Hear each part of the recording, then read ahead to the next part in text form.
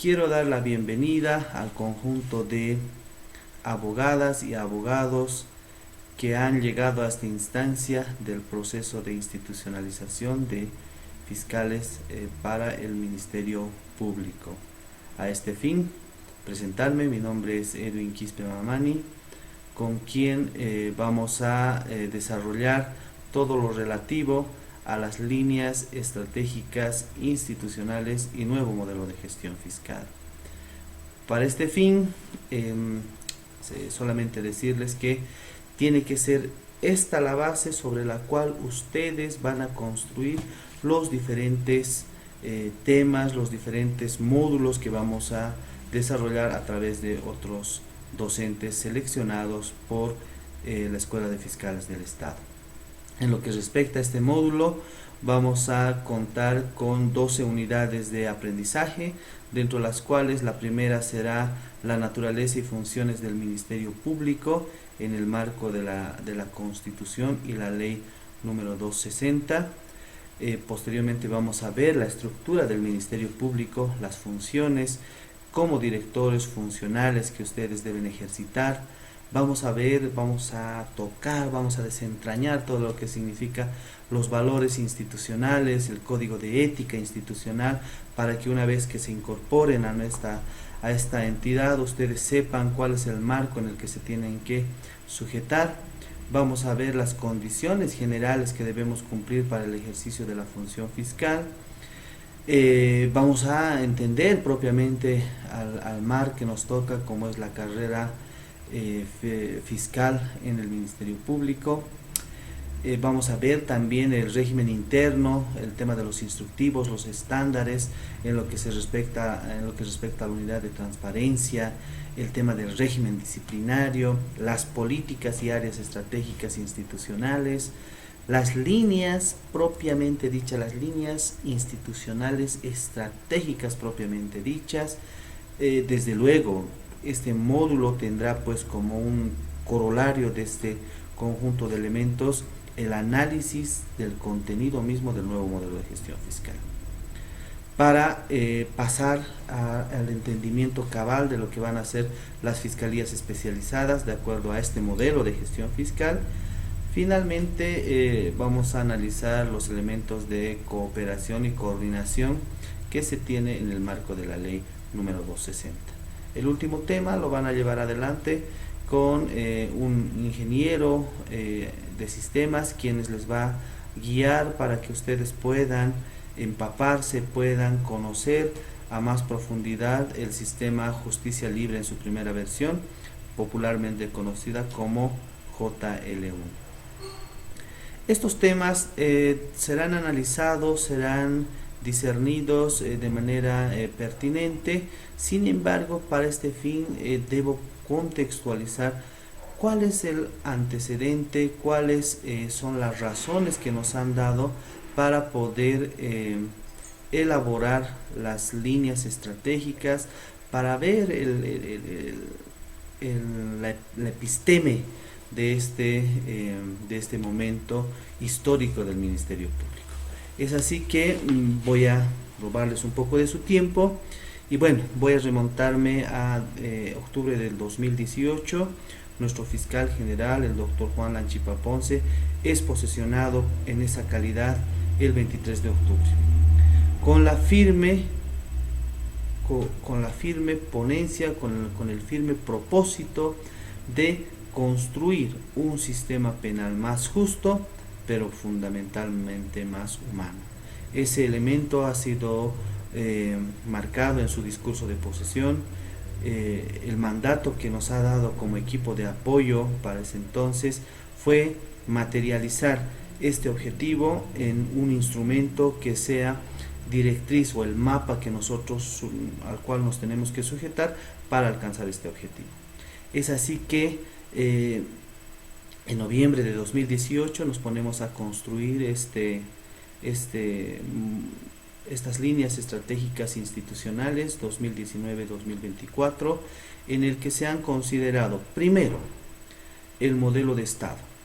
Ustedes entenderán que en el marco de la Constitución Política aprobada el febrero de 2009, nos marca un nuevo modelo de Estado, dentro del cual se ponen varios apellidos, ¿no?, al Estado constitucional de derecho, y es así que nos marca precisamente un modelo de Estado que considera las diferentes nacionalidades que componen la misma, los cuales, si nos basamos en el reconocimiento de la lengua, son básicamente 36 nacionalidades. Eso abre el paraguas para que estemos en un marco plural de justicia, es decir, tengamos muchas formas de administrar justicia, pero al mismo tiempo, fíjense, tenemos la posibilidad de ser reconocidos como Estado. Es decir, que la teoría básica constitucional de nación igual a Estado, para nuestro caso es plurinación igual a Estado. Muchas naciones que conforman el Estado. Este dato no es menor porque fíjense que la administración de justicia debe adecuarse a este modelo de Estado, pero al mismo tiempo debe comulgar con las formas de administración de justicia como elemento principal. Segundo, se considera el modelo de Estado en el que nos encontramos. En este modelo de Estado nos dice, debemos marcar la administración de justicia en un marco de cultura de paz. Cuando nosotros hablamos de cultura de paz, debemos referirnos a los elementos que hacen a alcanzar una cultura que se aleje de la pleitomanía. Es decir, que nos apartemos de justiciar o judicializar, mejor dicho, todos los hechos producto de las interacciones sociales.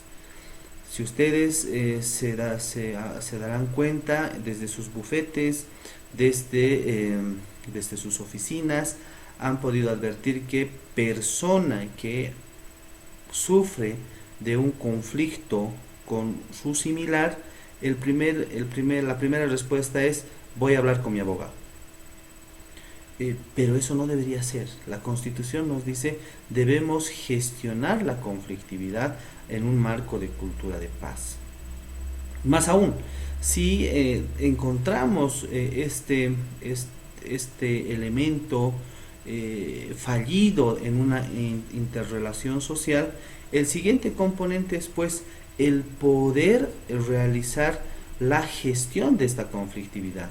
Para la gestión de esta conflictividad, no nos olvidemos, la propia ciencia del derecho se ha dividido en derecho público y privado, ¿no es cierto?, dentro de las cuales en este marco de división nos dan las diferentes ramas del derecho que pueden atender todas las necesidades de la sociedad, todas las necesidades sobre las cuales se puede enmarcar y se puede alcanzar justicia. Este elemento no es considerado y de ahí es que penalizamos absolutamente todo.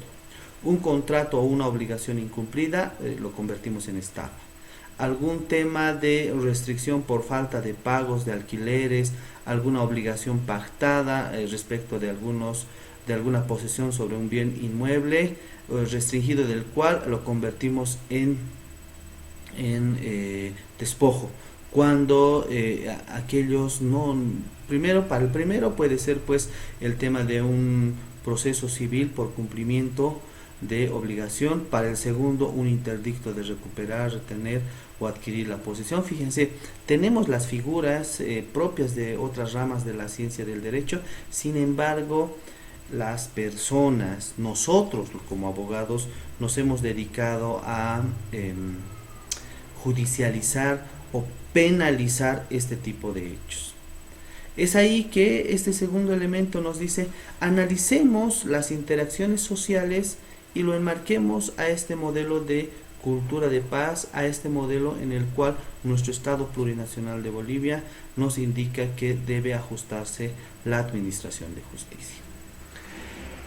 El segundo componente, no menos importante, era estudiar el grado de situación en el que se encontraba el Ministerio Público. Ustedes recordarán que a la gestión 2018 nosotros contábamos con el modelo de gestión por las famosas fiscalías corporativas. Y ahí, sin que se entienda que estamos hablando mal de una gestión, estamos solamente refiriéndonos al modelo que se aplicaba.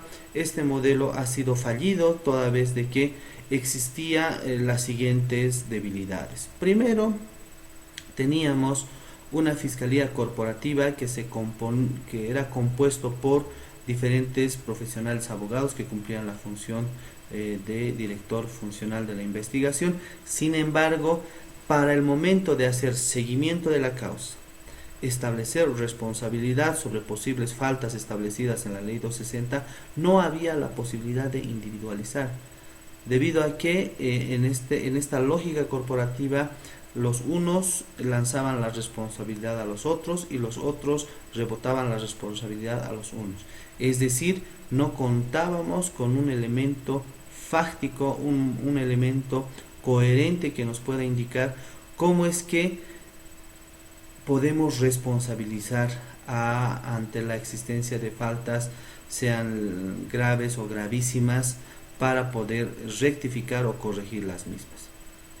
Aquello se diluía con las fiscalías corporativas. Segundo, existía un uso irracional de la detención preventiva.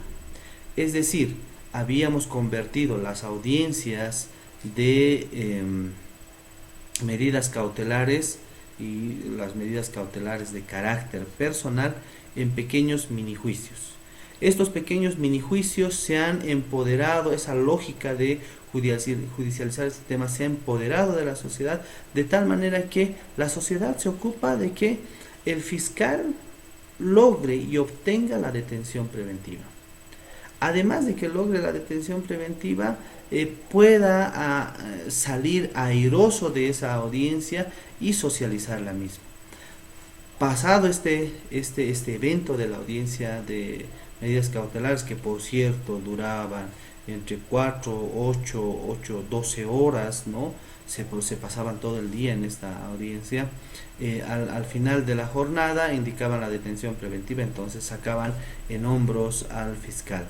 Sin embargo, si se definía por la salida de una medida sustitutiva a la detención preventiva, pues bueno, era condenado el fiscal, era condenado el juez.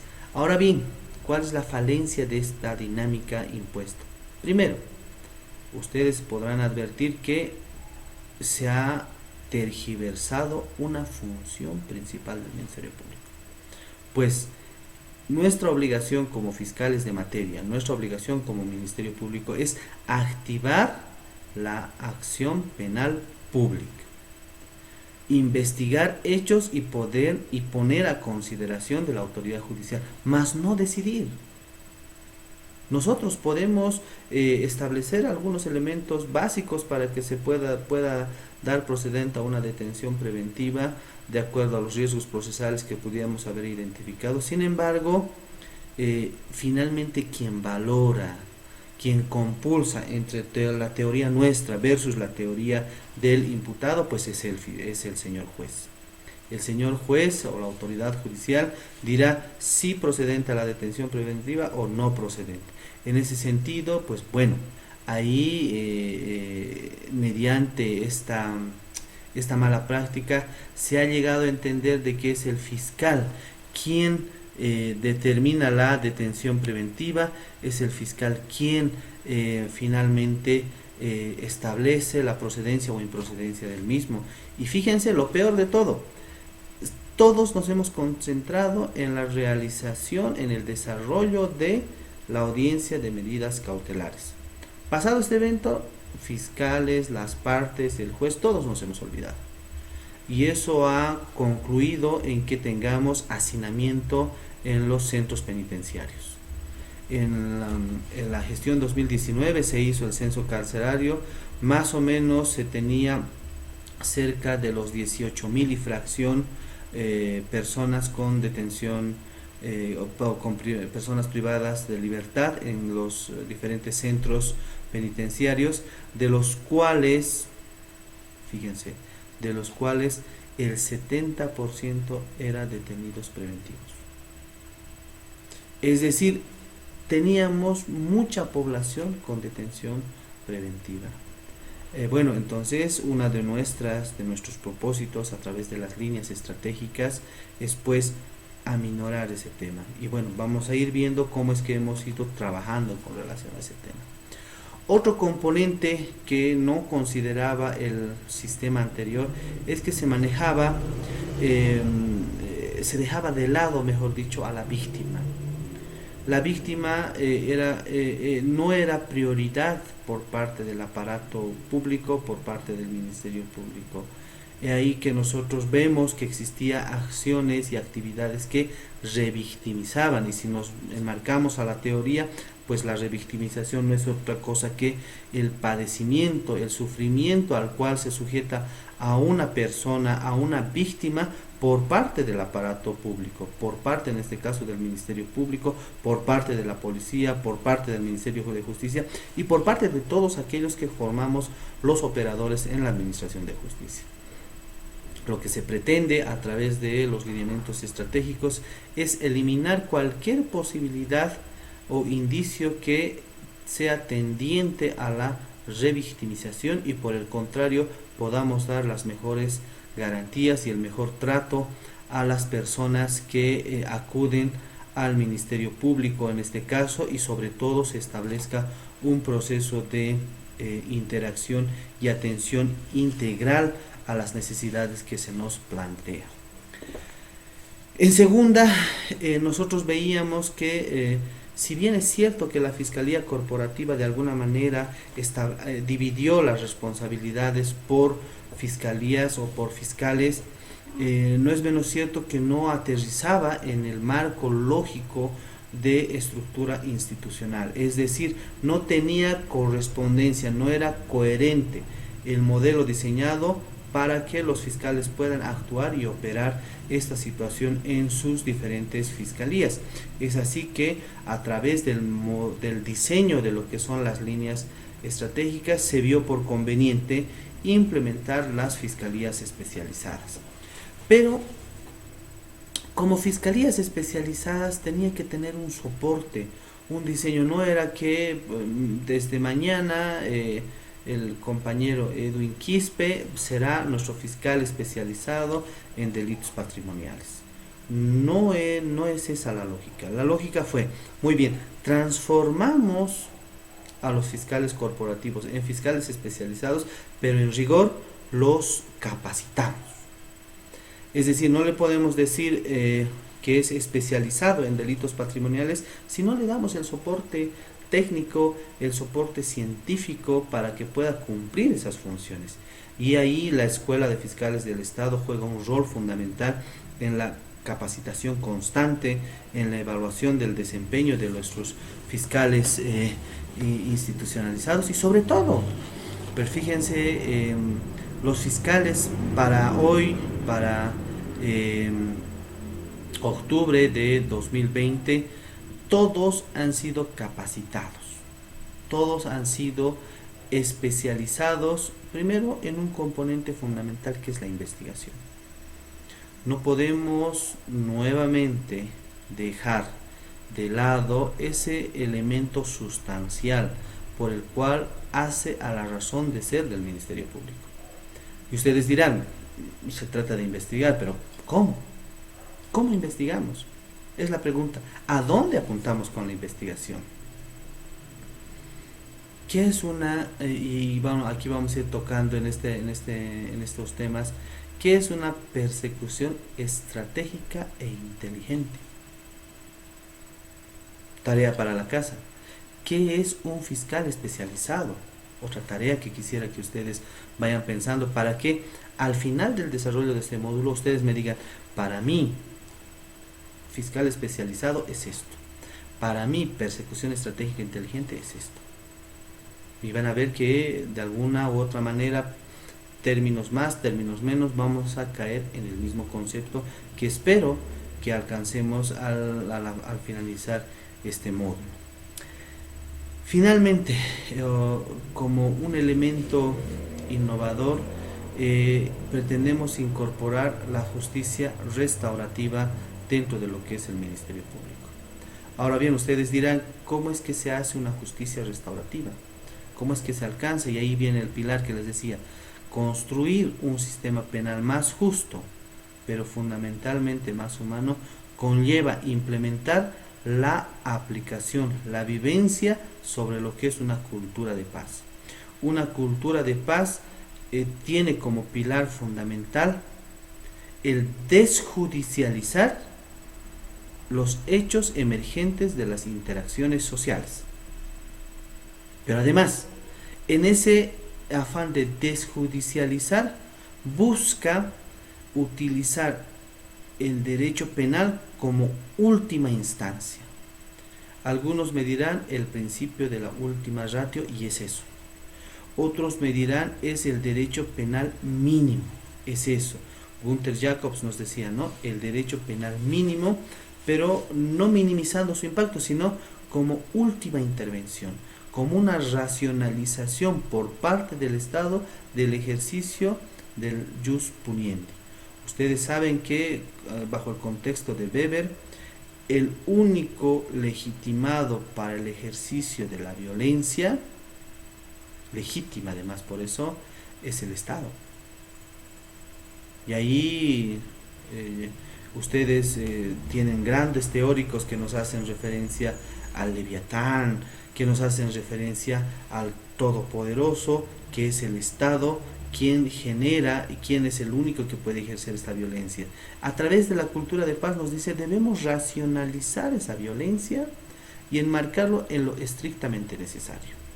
Y ahí vienen dos componentes con relación a este tema. Primero, empezamos una línea de priorización.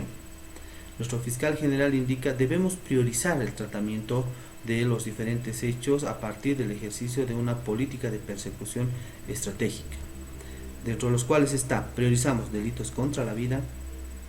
Todos aquellos delitos que atenten a la vida deben ser priorizados. Delitos sobre violencia, y en particular violencia contra mujeres, niñas, niños y adolescentes. Tercero, hechos graves de corrupción, una lucha frontal contra la corrupción. Cuarto, los delitos medioambientales, que deben ser también perseguidos y sancionados. Estas cuatro prioridades son plasmadas, son enmarcadas en lo que es las líneas estratégicas y el modelo de gestión fiscal como una primera prioridad.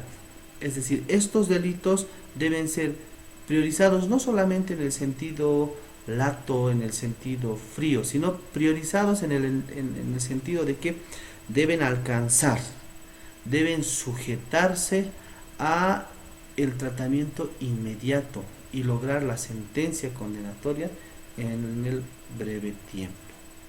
Así también, en este afán, el segundo componente es transversalizar la conciliación, el Instituto de la Conciliación como un elemento transversal para gestionar el conflicto. Y ahí viene otro tema. El profesor Alberto Binder, dentro de su libro Política Criminal, nos dice que estamos llegando a un momento donde nosotros debemos convertirnos en gestores de la conflictividad. Los fiscales deben promover la cultura de paz a través de la conciliación. Y la conciliación, entenderla no solamente como un mecanismo de gestión del conflicto, sino como una filosofía de vida. Como una filosofía a partir del cual las partes que se encuentran o han alcanzado un evento conflictivo puedan gestionar el mismo, canalizar este conflicto y alcanzar soluciones racionales, soluciones no solamente que compongan la afectación a los elementos intrapersonales, sino también reconstruir los elementos interpersonales. Es decir, reparamos el daño como un primer nivel, pero además reparamos la relación que existe, que se había fracturado entre las partes. Y ahí seguramente ustedes van a conocer algunas experiencias cuando les toque tocar este tema de la conciliación, van a conocer cómo es que se empezó y cómo es que vamos alcanzando, vamos consolidando esta figura. Es muy interesante porque Algunos me decían en la ley, en la transformación, en el tránsito de lo que es el sistema acusatorio o inquisitivo al acusatorio, ya había el Instituto de la Conciliación, es decir, que nuestro Código de Procedimiento Penal, aprobado en 1999 con vigencia del año 2000-2001, nos dice que ya había la conciliación, y desde luego que sí la había, pero nadie la aplicaba. Nadie le puso cómo es que funciona. Muy bien, un acuerdo conciliatorio me sirve para poder extinguir la responsabilidad penal. Pues nadie lo hacía.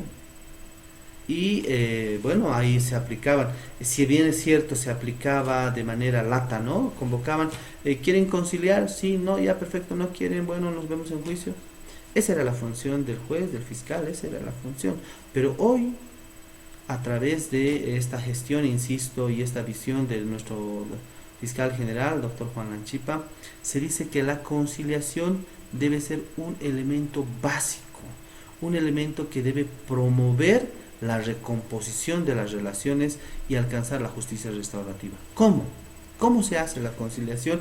Y esto se incorpora mediante la ley 1173 del año 2019, del 3 de mayo del 2019, en el que ponemos nuevamente carne viva a lo que es la conciliación, pero además rescatamos el rol fundamental del fiscal como conciliador. Y de ahí nacen nuestros fiscales conciliadores. Nuestros fiscales conciliadores, en vez de promover que exista mayores elementos que sean antagónicos a las partes, lo que hace es atender sus pretensiones y canalizar una reconstrucción, de tal manera que se logre una conciliación, no solamente en el ámbito de escaparle al procedimiento penal, sino restaurar el daño que se había generado. En este caso, un ejemplo, el que siempre manejo en el departamento de Beni, en Trinidad, hubo un caso muy fuerte en el que se agredieron las personas, un par de amigas de años, producto de un incumplimiento económico, un cumplimiento de obligación económica. Han terminado muy peleadas al punto de que han iniciado las demandas correspondientes por lesiones.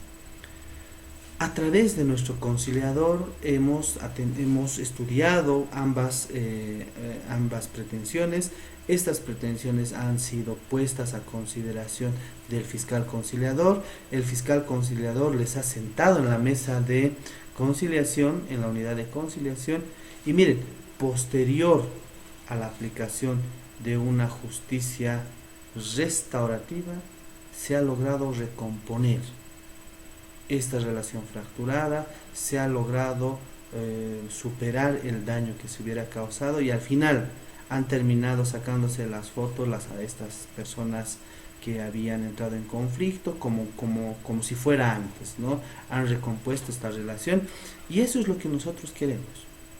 No queremos simplemente alcanzar una justicia retributiva, y por justicia retributiva es cuánto es que necesito, cuánto es que debo pagar, cuál es el tema de mi obligación, y pare de contar una vez que entrego el dinero o el porcentaje de la pretensión. Eso es retributivo y es muy frío. Nosotros lo que queremos alcanzar es una justicia restaurativa. Restaure el daño, pero también se restaure el tema de lo que es las relaciones interpersonales. Por eso les decía, tiene dos campos de acción: las interpersonales y las intrapersonales. Eso es a lo que llegamos con la conciliación. Finalmente, otro de los componentes por los cuales es la preocupación de esta gestión en particular es la infraestructura. Es el acompañamiento con equipamiento, infraestructura, tecnologización de lo que es el proceso y ejercicio de la función fiscal. De ahí es que ustedes seguramente ya como profesionales en el ejercicio de la abogacía libre han podido advertir que hemos puesto desde el Ministerio Público a consideración el portafolio digital, el gestor de solicitudes, el sistema para la presentación libre y seguimiento de las causas. Prontamente vamos a sacar el sistema para lo que son requerimientos fiscales. Fíjense, las tecnologías de la información como un elemento transversal en el ejercicio de la función fiscal. Segundo, hemos recompuesto y reestructurado todas las fiscalías a nivel nacional, de tal manera que se han incorporado el funcionamiento de las fiscalías especializadas. Es decir, tenemos ya como prioridad, por ejemplo, una de nuestras estrellas de estas fiscalías es la Fiscalía Especializada de Delitos contra la Vida y la Integridad Personal. Principalmente la Fiscalía Especializada en Delitos contra la Vida. Queremos ahí incorporar un protocolo de 72 horas. Es decir, en 72 horas resolver un delito de asesinato, feminicidio, infanticidio, parricidio y homicidio, que se resuelvan en las 72 horas, o que por lo menos se establezca su margen de resolubilidad en ese tiempo, de tal manera que alcancemos la sentencia condenatoria en el menor tiempo posible. Algunos me dirán, este doctor está loco, realmente no, creo que me cambio de materia más o menos, ¿no? Sin embargo, fíjense, si hacemos la consulta a nuestra fiscal departamental del Beni, el día de hoy nos informará que el conjunto de casos de feminicidio presentados en el departamento del Beni, todos cuentan con sentencia condenatoria. Tiempo de resolución promedio 72 horas, incluso en algunos menos de 72 horas. Fíjense, sí se puede. El querer es poder y el poder es hacer. Y es hacer con convicción, es hacer como nosotros, pensando que es nuestro caso para beneficiar a la sociedad, para beneficiar a nuestra población que tanta justicia pide.